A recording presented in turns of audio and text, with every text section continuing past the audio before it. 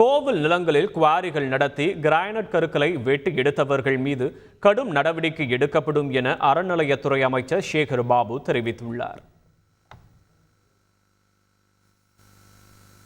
முறைகேடாக திருக்கோயிலுக்கு சொந்தமான 2 ஏக்கருக்கும் அதிகமான இடங்களில் கடந்த காலங்களில் கிரைனைட் வெட்டி எடுக்கப்பட்டிருக்கின்றன.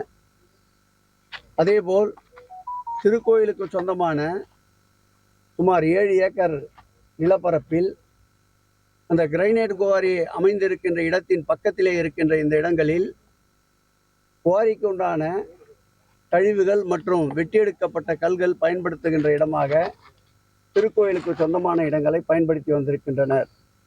இந்த தவறில், இந்த முறைகேடில் யார் ஈடுபட்டிருந்தாலும், எப்பேற்பட்ட பொறுப்பிலே இருந்தாலும் உறுதியான நடவடிக்கை இந்த ஆட்சி எடுக்கும்.